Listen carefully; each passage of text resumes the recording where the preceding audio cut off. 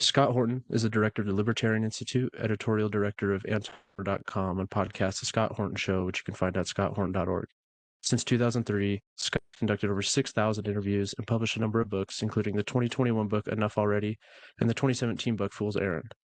And most recently, Provoked, How Washington Started the New Cold War with Russia and the Catastrophe in Ukraine, which is the subject of today's discussion. Scott, welcome, and thank you so much for taking the time to talk with me today. Thank you very much for having me. Yep. So as someone who's interested in research and writing as well, I kind of want to talk about the process of how you started this book. What made you want to write the book? I'll show people right now. It's quite the dense read, it's pretty thick.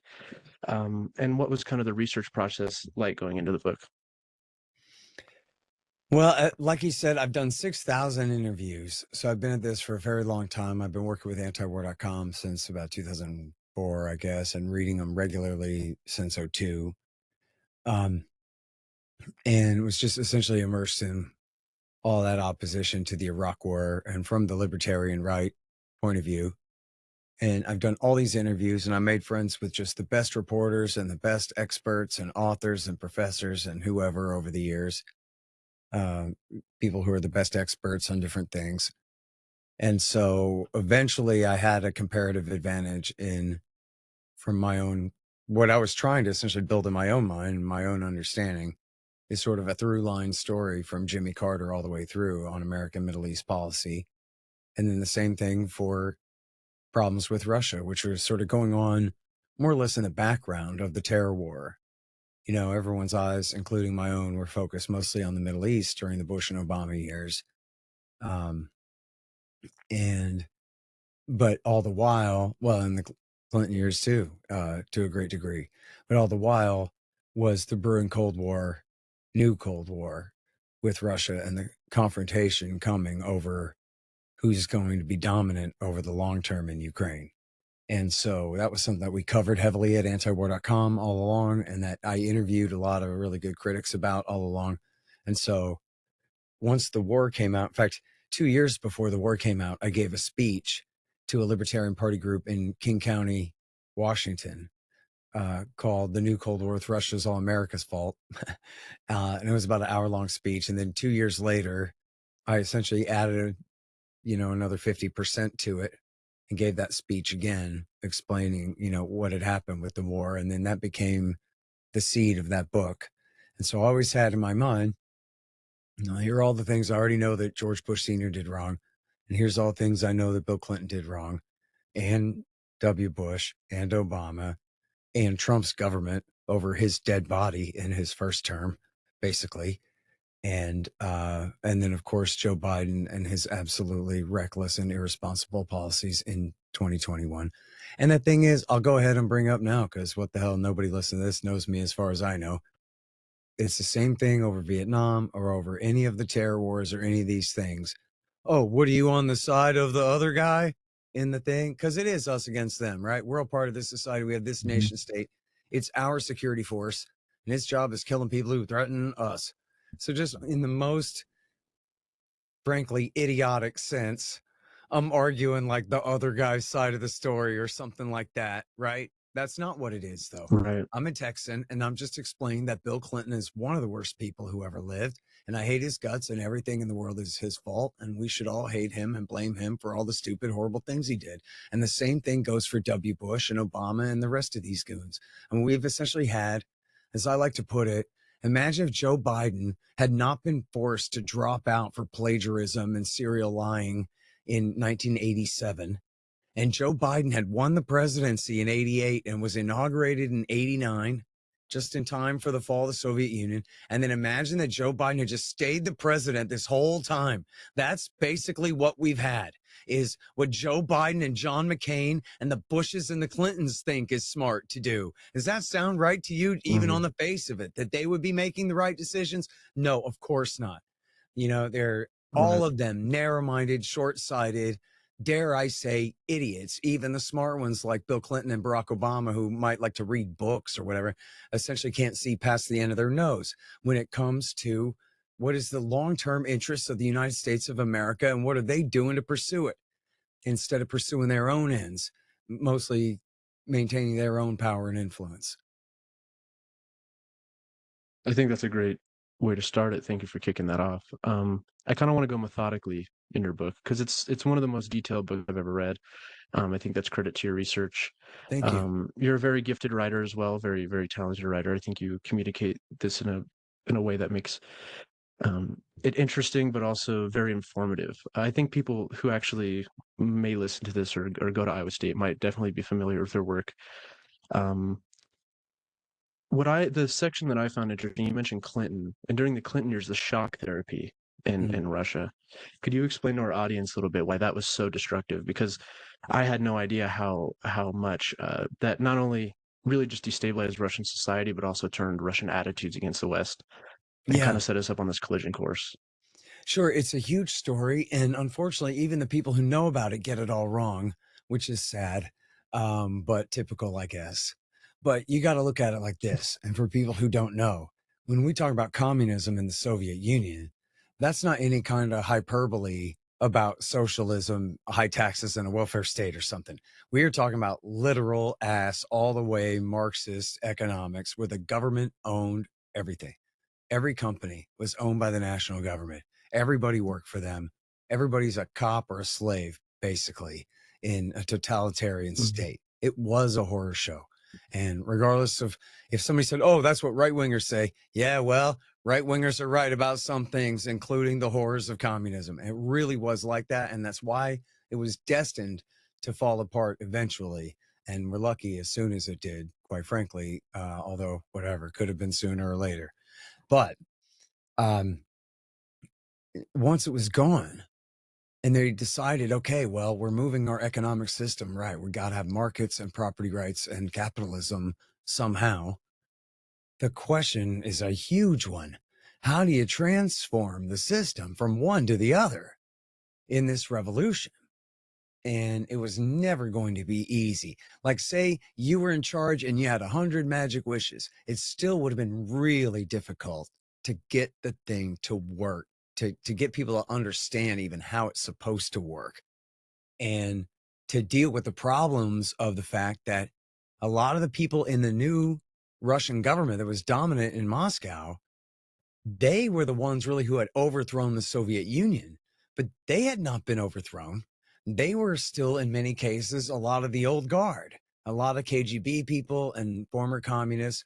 And one of the worst things, and this is really, the inside of the Austrian School of Economics more than anyone else, but it ought to be really apparent to everyone, especially in our era, was that a commie was still in charge at the central bank and wouldn't stop printing money. And in the idiotic thinking of a central banker, boy, we better keep printing money to keep up with these rising prices, when that's the cause of the rising prices, right? And they also had 15 former Soviet republics who all had their own central banks and the right to print their own rubles too. And the IMF was insisting that they all stay on the ruble instead of adopting their own national currency and trying to have a stable one. And so it was just a race to who can print more rubles and spend them into circulation to beat everybody else. And it's just the total destruction of the currency. It's the same reason it's a crime for you and me to counterfeit money, is because you're just simply diluting the value of the money supply and destroying the wealth of everyone else. Well, imagine an inflation rate of 15,000%. That means that anyone who has any wealth or any savings denominated in rubles is flat broke, right? Just like the stories, just like the truth about what happened to Germany after World War I and the hyperinflation of the early 1920s there. And so they were just wrecked based on that. Then the other problem is that Bill Clinton sent not the Austrian school hardcore free market ideologues, my guys. And he didn't send the Chicago school even, which is like Milton Friedman and sort of Republicanite free market economics guys. Those are the ones who convinced the Chinese to abandon communism and move right and adopt capitalism back in the 80s and 90s. But they sent the Harvard boys, who essentially are Bill Clintonite liberals. And so what does that mean? That means they're not socialists. They are capitalists. They're friendly with big business and the American system, generally speaking, but they don't care about capitalism. They don't think in capitalist economic terms.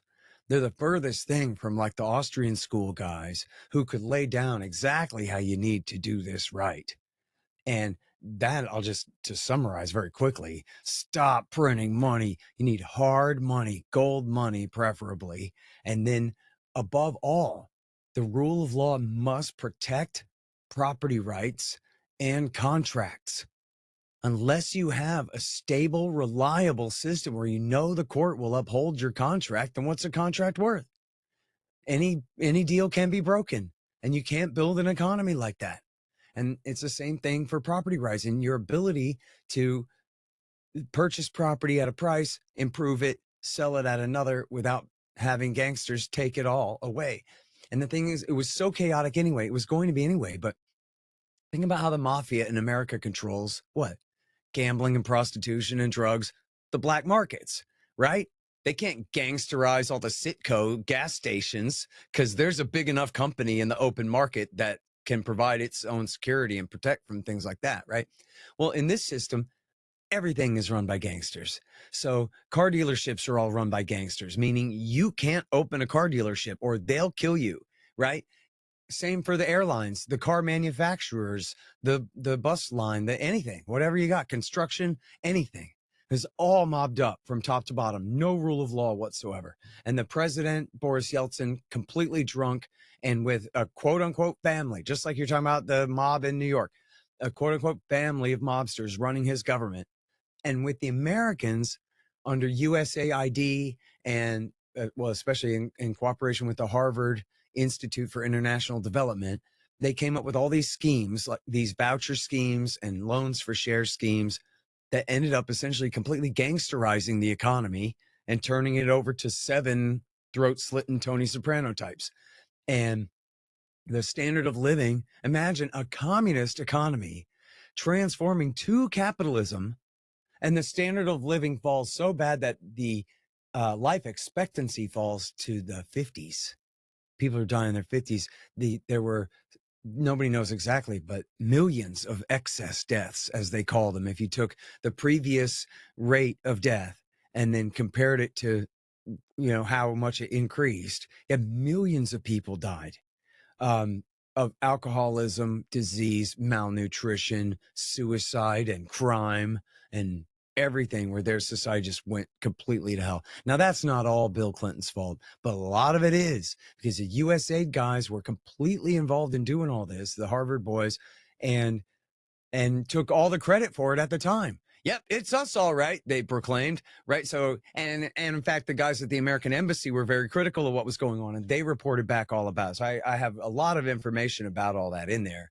And yes, it's true. I'm a free market guy, so I look at it in a way which I think is really correct. I think even someone who's a liberal or even leans more progressive or whatever, but kind of just have to admit, like, the fact of the matter is that unlike in the mythology where they say, oh, shock therapy, kind of sounds like it hurts, right? That this was like these free market ideologues tried to foist this uncontrolled free market system on Russia, and they just were so obsessed with their ideas that they didn't realize the reality of what they were dealing with, and it all fell apart. Well, the second part of that is right. It's just that their ideas were kind of, warmed over or pseudo Bill Clintonite capitalism, not the basic fundamental understanding of what you need to have a free market, which is, again, hard money, contracts, property rights, a stable rule of law. And because the parliament was still full of a bunch of commies and fascists and whoever, instead of going to them and saying, listen, guys, like, we tried all this and it didn't work. Your whole damn system fell. Let us help you. This is what you need. You need property rights. You need contracts. You need to arrest these gangsters and let real businessmen go to work in safety. You need, right? Like, get to work on this basic stuff. And instead of doing that, they said, well, we have a pliant, essential dictator in Yeltsin, so we'll just have him issue decrees. And you had the Americans writing the decrees and Yeltsin just issuing them. But then no one else had skin in that game. And so the courts wouldn't enforce all that. The courts were all just gangsters too. And the whole thing was just a disaster. And then when Yeltsin left and on his way, where does Putin come from? He's not simply a reaction. He is part of a right-wing nationalist reaction to that. But he also is part of that same corruption. he had been the deputy mayor of St. Petersburg under a guy named Sobchak, who had been part of the Yeltsin family. And Putin was like not a drunk and not a criminal, not a gangster, but was like a very effective Waylon Smithers type, right? Whose job it was to like get the job done for the boss, a clerk. He was a KGB colonel, right? He was a technocrat, a fixer. And so he solved problems like getting criminals out of the country, connected ones, and obtaining and leaking sex tapes of the prosecutor general when he was going after Boris Yeltsin's allies, and working to essentially move through the system to get himself made head of FSB and then prime minister. And then Yeltsin then resigned on New Year's 1999, 2000, and appointed Putin to replace him 3 months before the presidential election, giving him an opportunity to really to stuff a bunch of ballots. He may have won anyway, but and then stuff a bunch of ballots. But then once he got in there, he's like, what am I going to do? I'm going to let a bunch of gangsters push me around the way drunken Boris Yeltsin did? Who's the top gangster now? So he called all the gangsters in and he told them, listen, you guys can still be gangsters and oligarchs and billionaires, but you better stay out of politics. I'm the boss and you guys are under me, capiche? And some of them tried to fight and they all lost. And some of them sucked up to him, like Roman Abramovich, who owns Chelsea Football in England and has the biggest yacht in the world and all this stuff. He's very close to Putin to this day. And he comes from that previous era. He had been best friends with Boris Berezovsky, who very much turned against Putin, and Putin turned against him. So it's not that Putin's any kind of angel, but the point is he's a Russia first guy. And in fact, as long as we're talking about that, they call him a fascist and a dictator and all these things. Well, he certainly is a strong man in terms of making sure that he stays in power and calls the shots as long as he can. He apparently can't bear to see anybody else do it.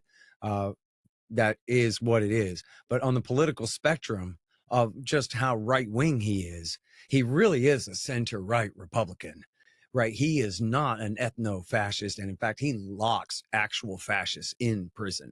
And they do have a Nazi problem in Russia, and his government fights against them. It is a giant multi-ethnic empire already. The Russian Federation is. It has been for a few hundred years now. And he's not trying to play all that Ruskies versus everybody else stuff or anything like that. So, on the political spectrum, essentially he's, a Russian. I wouldn't want to compare him to any, particular American president, but I would say he's not very far right on the American political spectrum if you measured him that way. And there are people to his right and people just much less intelligent and mature than him. Like, for example, his best buddy and spokesman, Dmitry Medvedev, who was the president for a short time there in the late Bush and early Obama years, before Obama screwed that up by tricking the guy into supporting the Libya war and humiliating him by turning it into a regime change there. But anyway, Putin is not as bad as it could get when it comes to Russian leaders. As Biden himself said years ago, no Russian president has ever thrown his lot in with the West the way that Vladimir Putin has. It's just the Americans, they looked at the actual, just quantitative amount of power that Russia had to bring to bear in the world, and just said, we don't have to listen to you. We don't have to include you. And we don't have to even show you decent respect, because what are you going to do if we don't anyway? And that was just their attitude. I mean, we're talking about the Richard Holbrooks and Condoleezza Rices of the world. I mean, they're just bullies, and they don't do a good job. And they could have done, and I'm not saying give in to Russia on everything or this or that or whatever, but just making them feel abused and resentful all the time with no real way to get accountability for any of that, no consideration for their concerns in any way. It was the road to confrontation. And that's, the story in the book from there. Yeah, I've heard you say in multiple of your interviews, and I think it's important to distinction that the book title is Provoked and not Justified. That's right. And I think there's just this inability in the West for us to understand the Russian position. What do you think contributes to that mostly? Do you think it's just the byproduct of power hungry people in politics, or do you think there's just this real divide that we just can't seem to bridge culturally?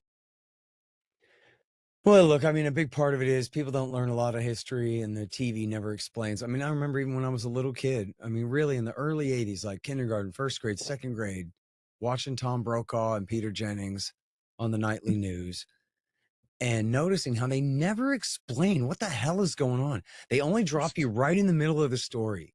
They never go, well, why is there a civil war going on in Lebanon? Okay, well, it's these guys versus these guys versus these guys, and those guys are on these guys' side. They just never explain it. They always just assume you already know, or assume that, like, well, whatever, we're not going to tell you. You don't need to know that much or whatever. People only just get a little bit of the story. It's always been like that. So Russia attacks Ukraine. Well, we haven't been telling you a lot about what's been going on in Ukraine for the last 10 years. So what do you know about it other than Russia attacks Ukraine? Well, that's pretty mean of them to do. And here's a bunch of, obviously bought and paid for spokespeople repeating the phrase unprovoked attack 100,000 times for you to swallow. And then you're simply supposed to accept it's an unprovoked attack. But the thing is, like, come on, it's the U.S. government. They lie about everything. Why would they be telling the truth about that? And in fact, isn't it kind of suspicious the way that's what they coined? That's what the focus group came back with. We better call it an unprovoked attack. Why is that? Because if you start asking about, well, what role does the middle part of North America have to play in this far eastern country, east of Eastern Europe, on the northern coast of the Black Sea? And then if it turns out there's a bunch of answers actually to what role we've been playing for a very long time there in a very provocative way, well, then people might wonder whether it's the right thing to keep doing more of the same or not. Or maybe we should back down. Maybe we should compromise.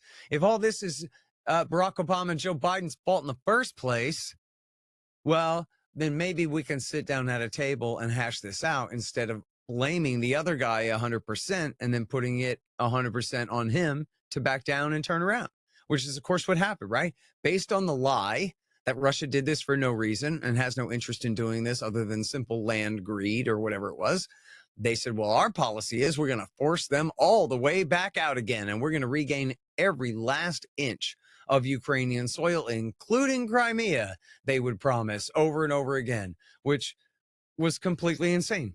And they refused to even entertain the possibility of compromise. And they were able to succeed in pushing a public narrative that there's no need to compromise here. It would be the height of immorality to compromise here when this is simply an unprovoked attack, right? Which is a dastardly lie. And it's funny because we went through the same kind of thing with Al Qaeda. Now, I think now that it's this many years later, people are a little bit less emotionally invested in the thing, or at least in an immediate knee-jerk, pit of their stomach sense. Doesn't it make sense? Doesn't it seem rational to say if someone who obviously knows something about this tells you that, look, man, you know what it is? It's that Bill Clinton was backing Ronald Reagan and Jimmy Carter and George Bush Sr.'s terrorists in Bosnia, Kosovo, and Chechnya, but at the same time, he was still really making them angry by bombing Iraq from bases in Saudi and supporting Israel and Palestine and Lebanon and supporting their dictators in Saudi and Egypt. And that was what drove Al-Qaeda terrorism against the United States. You can see how I'm a Texan, man. I'm not here carrying a brief. I'm not Al-Qaeda's lawyer explaining why somehow they're justified. I'm telling you how they justified it, right?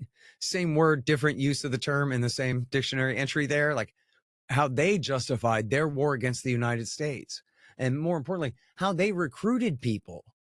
Al-Qaeda never was a government, and it wasn't just that they're giving guys money to kill themselves in their 20s and 30s here, right? It's that they're telling people, listen, these are the things that America does. Join up today, right? And it was Bill Clinton's horrific crimes. Now, that might have been the era of Jerry Seinfeld and peacetime because that's what Americans felt like at the time. But in fact, Bill Clinton was bombing Iraq all the time. And people scratch their head a little bit. They go, oh, yeah, that's right. I remember that. Bill Clinton kept the no-fly zone bombing over Iraq from bases in Saudi for his entire 8 years, which he inherited. It had been a year and a half of this before he even came into power. And all of this was going on, and Al-Qaeda was attacking us.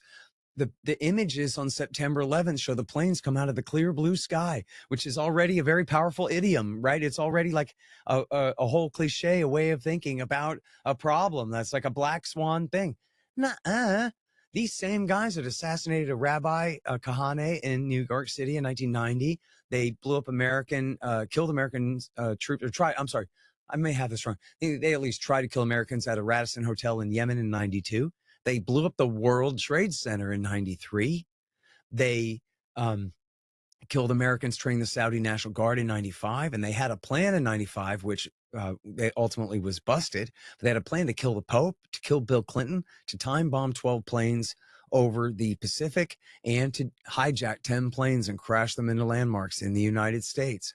And that was the origin of the planes operation. There was in 95. Then they did the Khobar Towers attack in 1996 in Saudi Arabia, where they killed 19 American airmen who were stationed there to bomb Iraq from those bases. And then the Africa Embassy attacks of 98, and a failed attack on an American cruiser, the USS The Sullivans, but then a successful one on the attack on the USS Cole. Oh, and I left out a failed attack at the LAX airport, or maybe a plane bombing by a guy who got busted at the Canadian border with Washington State in 1999, who was a bin Ladenite, a real member of Al Qaeda, who was sent there to do that. So there was this whole war of Al Qaeda against the United States all through the Clinton years. Well, he's backing them anyway. Or maybe another way to put it, same way, flip it around, that they're attacking us even though we're backing them because of all the things that America was still doing to provoke them.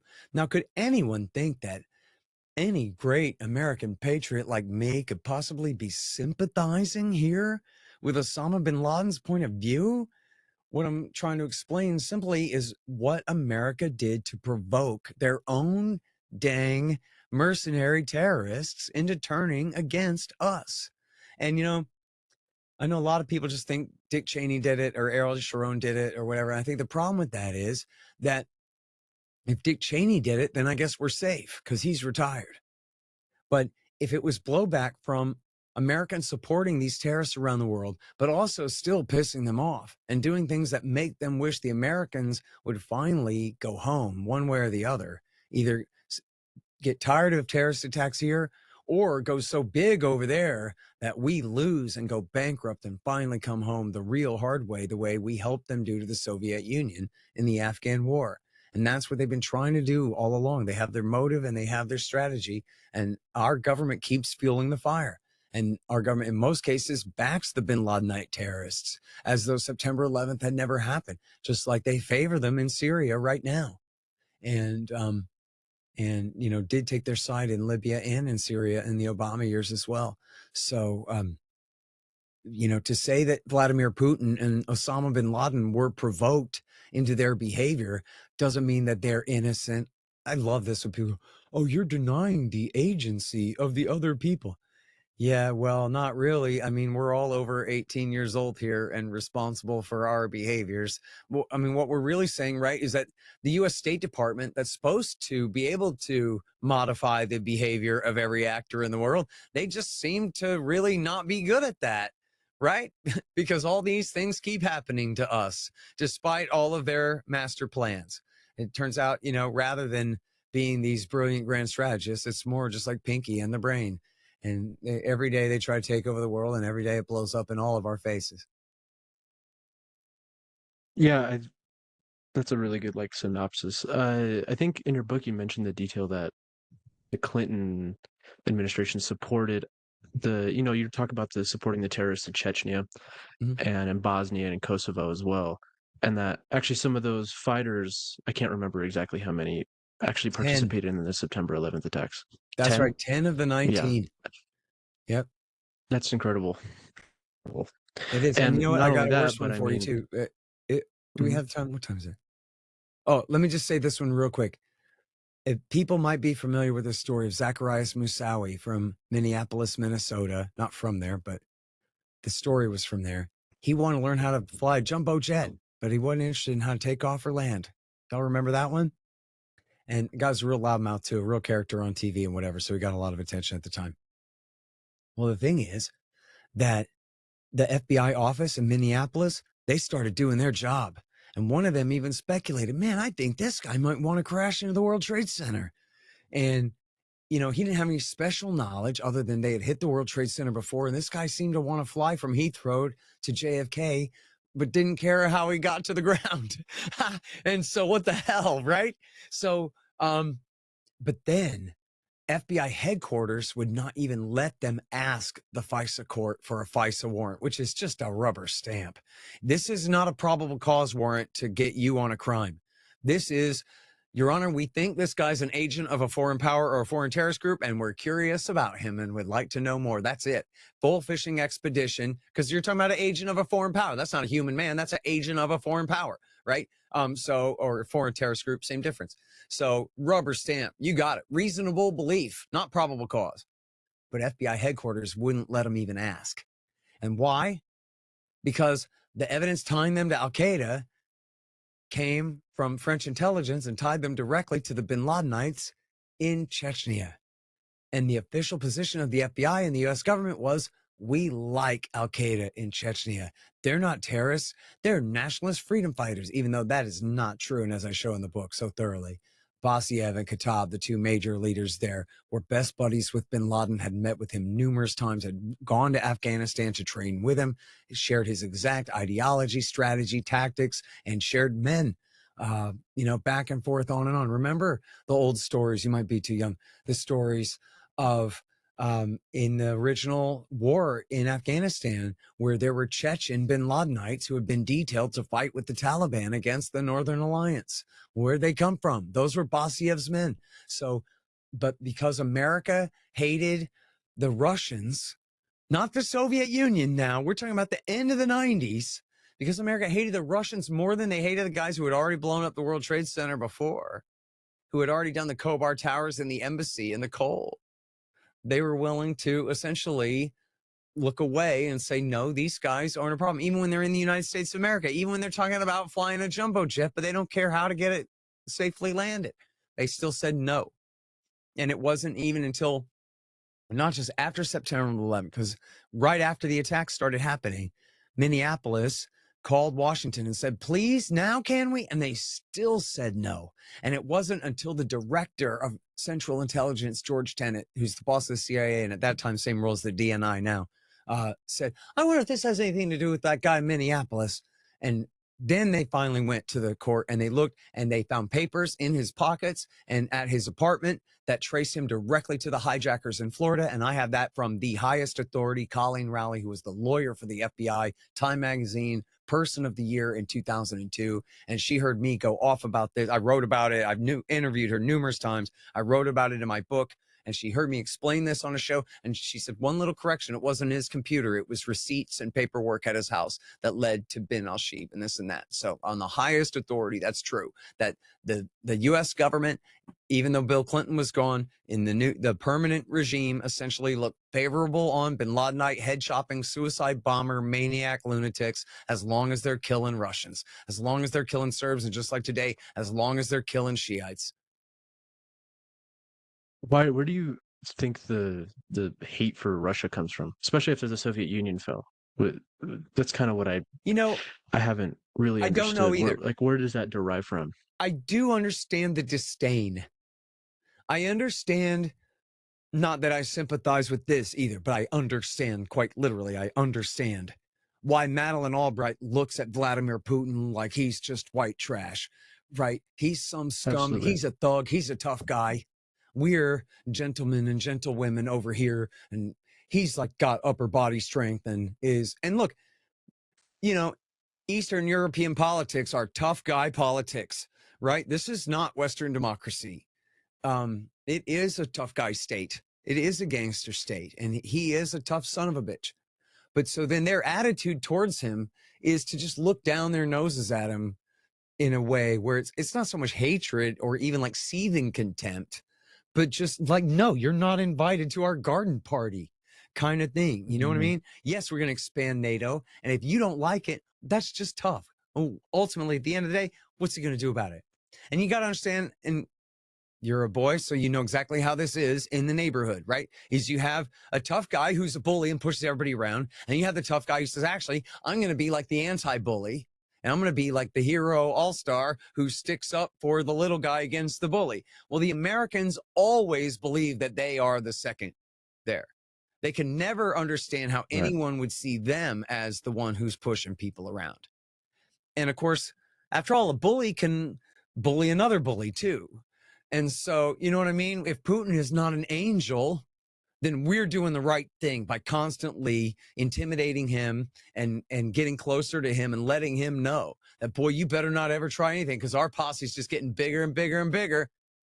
And as Madeleine Albright said, hey, look, if we get this negative reaction from him, well, then there's always NATO. And Holbrooke and Brzezinski and others said the same thing. In other words, the thing that we're doing that we know is so provocative, expanding our NATO alliance right into their former sphere of influence and even right up to their border in the Baltics and potentially in Ukraine and in Georgia. In doing that, we might drive them to react. But if we do, well, hey, at least we have our new, bigger than ever expanded NATO alliance to fight them with. Which is, of course, completely idiotic, because your alliance means nothing in an H-bomb war. We're all dead in a few days anyway in an H-bomb war. And a conventional war, a real full-scale conventional war between NATO and the Russian Federation would almost certainly devolve to thermonukes going back and forth within hours or days at the most. And so the whole thing is just complete folly. But it's a matter of being a good sport. And being a good sport to a guy that you beat that you still really don't like that much. And for the Americans, that was too much to ask, essentially, right? As far as like, and there's also, just boomers who just grew up with the Russians and the Soviets are interchangeable and always were, and, still get that wrong. You have people just completely misinformed. I mean, one of the major hosts on MSNBC said the Russian government was a communist dictatorship. I was like, yeah, but that's only because you actually don't know anything about it, lady. You know what I mean? But this is, consensus is formed on things like that. So where people just really don't get it. And, one thing that I'm not the expert on this, but I did read a really interesting article by Richard Hanania about this that said he was studying foreign relations, I guess at Georgetown University or something like that. So he's inundated with all the future State Department staff here is who he's studying with.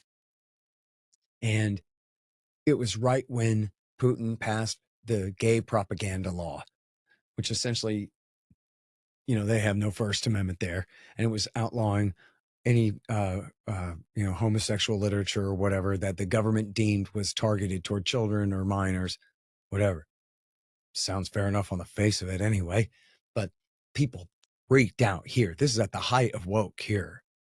And people here acted like, oh my God, this guy is to the right of Hitler and Attila the Hun and Sukarno or whatever. Like, no. Oh no, Suharto, I guess, was to the right of Sukarno. Anyway.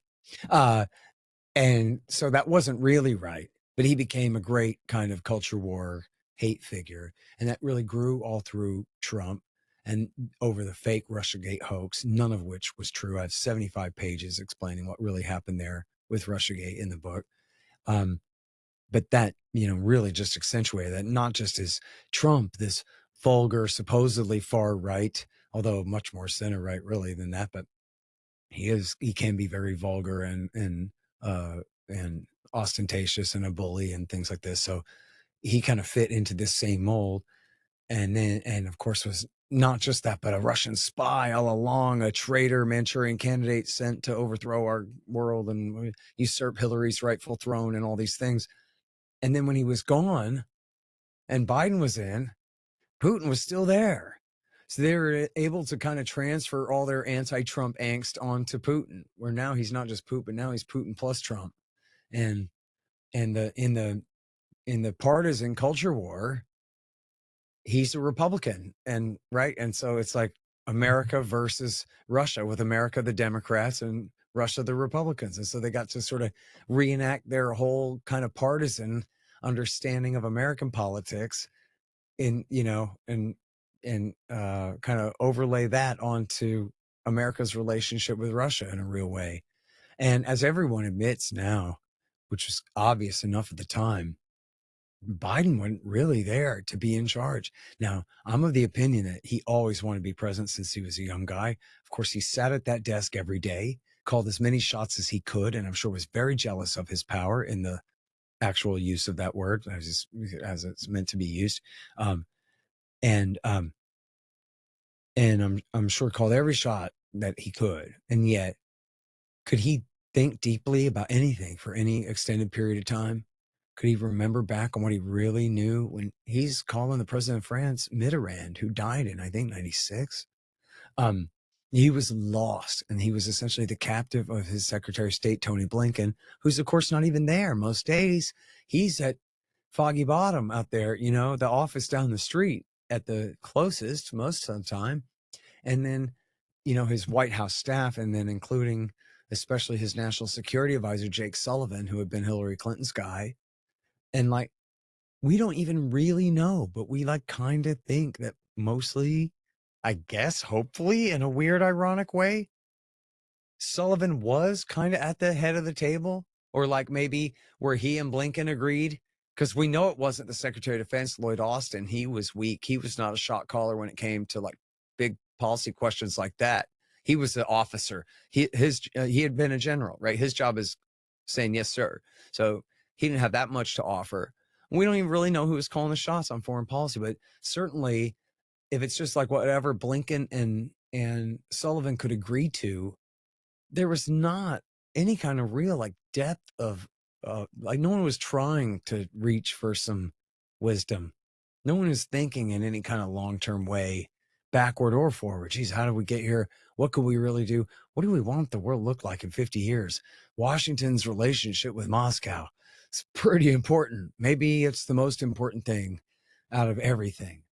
And so like, how are we going to handle this? And it just seems like in his essential mental absence and their sort of half-assed consensus, never had a very good idea of what they were doing, how they were going to do it. I think they thought that they would be cute in essentially warning the Russians, you better not do it, but not really working in good faith to negotiate a solution, because they thought, well, look, we'll do just like the Afghan war in the 80s when we backed the Mujahideen then against the Soviet Union. And this time we'll just back the right-wing militias who are literal fascist and Nazi militias in Ukraine. Remember, everybody thought the Ukrainian army would be quickly smashed and that Russia would control Kiev, and that then it would be insurgency. And we'd be backing an insurgency against the Russians until they went broke. And we'd replicate kind of, and just think about using Afghanistan as the model. Remember any negative repercussions coming from that? Rambo 3, which led to the bin Ladenite war against the United States and our 25-year catastrophe in the region, including 20 years occupying Afghanistan to leave the Taliban back in power at the end. I mean, holy crap. We're talking 3 months later after America's final last humiliation in Afghanistan, going, that's what we need to do again. And so it was a true failure. It was like as bad as it could have possibly been, their policy, leading up to that thing. And it's sort of like with Bosnia in the Clinton years, where the negotiators said, it's not my opinion, the negotiators said that if Bush Sr. had been reelected, the Bosnia war would have never happened, because the negotiations that they were pursuing at the time were successful. Everybody had essentially signed on. And then Clinton won the election and came in and said, no, we're going to do a whole new, full department review and kick this can down the road a few months and all of these things. And they killed the deal. And it ended up leading to much worse fighting. And that kind of thing happens a lot of times. Yeah, can you kind of like, so H.W. Bush, when his famous not, 1 inch east, and then how that kind of transpired throughout the 90s. Mm-hmm. And then when W. Bush came into office, how Putin actually wanted to once again get closer to the United States. Right. And it's like every time there was a new president, whether it was Obama, whether it was Bush, it was always like this great reset was possible. And that was always Right. with Putin. And that's what I find interesting, is how quickly we turned on him. How, Right. I was talking to people who remembered that when Bush came in and was saying, and the media was talking about how this might be a new age for Russian-U.S. relations. Can you kind of talk about the promises and then kind of how we just continue to kind of shoot ourselves in the foot? Mm-hmm. On that last point, I mean, Gorbachev, when he was still the premier of the Soviet Union, asked to join NATO. And then Yeltsin asked to join NATO, and Putin numerous times to Clinton and to W. Bush as well. And they're routinely ignored, essentially, in that. And so Now, this is supposedly debunked, but it's not either. I have rebunked it entirely in this book, and nobody could fade. I'm willing to take on anybody. I know that Foreign Affairs just ran an article about this recently. I'd be willing to take on anyone about this. I demonstrate, beyond any reason, how true it was that the Americans and the Germans and the British and the French made these promises.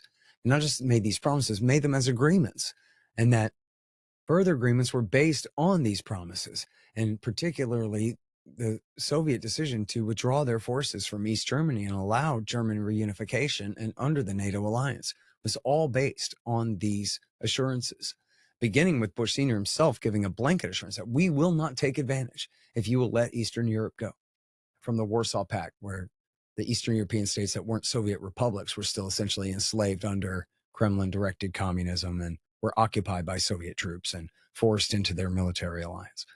So if you guys will be cool, we'll be cool, was the whole thing. And then the deal is they were lying. And they knew all along the plan was to expand NATO and to expand American dominance into Eastern Europe. They had to tell the Russians this stuff to essentially placate them and get them to acquiesce. It was as simple as that. And the Clinton administration kept up the same pretense, only officially announcing that they're going to expand NATO in 1994 and 1995. And so, which they ended up doing in 1999. And so at issue was what the Bush administration promised, and the Germans especially said, we already had what's now known as the OSCE, the Organization on Security and Cooperation in Europe. It was then called the CSCE, the conference, but it had been created after the Helsinki Agreement in 1975. And so all America and all the European states were already members of it, virtually all of them anyway. Certainly all the ones in important question here. So they said was, we don't even need a NATO alliance anymore. NATO is now going to become more of a political organization because we don't need an alliance because there is no enemy. So we're going to replace it with a partnership, a security partnership, and you guys can all be in it too with us. And to which the Soviets and then the Russians thought, wow, this is great. Then there's nothing to fight about. If everybody all is joining at the same time and we're all kind of equal partners in the thing, then whatever conflicts we have in Europe, we can all settle at the table together and it'll be great. What a great idea. Let's do that. The Clinton administration had the same thing. They called it the Partnership for Peace, which still exists, but only really as a halfway house toward NATO membership. They sold the Russians that this is going to replace NATO. Who needs NATO when we have the PFP?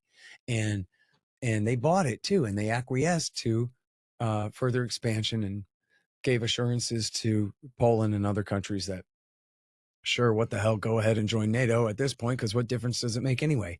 Now that we've been told 1,000 times it's going to be a political organization and not a military one anymore, and that it's being replaced as a security organization and the rest.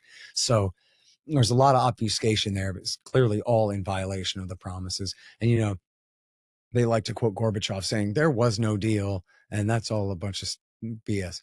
But the thing is so out of context. What happened was the interviewer says, you got a handshake, but you didn't put it in writing. How could you be such an incompetent diplomat that you didn't get it in writing, you non-writing getting ass former dictator? And he goes, oh, come on. There was nothing to get in writing. We never had that agreement in the first place. I don't know what you're talking about. The whole context is he's being very defensive against the way that the question was phrased, right? And then he goes, but of course, everything that they did was absolutely in violation of the spirit of the promises that they made there. Yeah, in other words, they did too exactly make those promises. And it doesn't matter what he said because I got all the proof from the American side of the story anyway. It's in the Americans' papers. Never mind what the Russians' papers say. We go, oh, Scott Horton has Russian talking points. Yeah, that I got all from the State Department documents that are all written in English by American government employees and are not Russian talking points at all. But actually, these are James Baker's talking points. Here's what I told Gorbachev today. Go ahead and put that in the Xerox machine and in the folder for safekeeping. Okay? Not my fault that they did what they did and kept a record of it. What can I say? And I'm sorry, man. I hate to cut it short, but I have a brand new show that I'm debuting in 10 minutes with my big co-host. Should I announce on your show? I'm doing a show with Darryl Cooper. Yeah, I'm launching a brand new show called Provoked. Oh, the two of us. And we're about to record our very first episode of it right now. So I really got to cut you off here. I hope you don't mind. No problem. But No, thank no, you for not at all. Thank tolerating you my so much for overly taking this long time. answers and my presence here today. I've had a good time. No, yeah, your overly long answers are not overly long. They're super informative, and I think everybody will enjoy your book. So thank you so much. Great. Well, Maybe we can thank do a you very part two much, at some Steve. point too. I Talk a appreciate it. little bit Yeah, more. absolutely.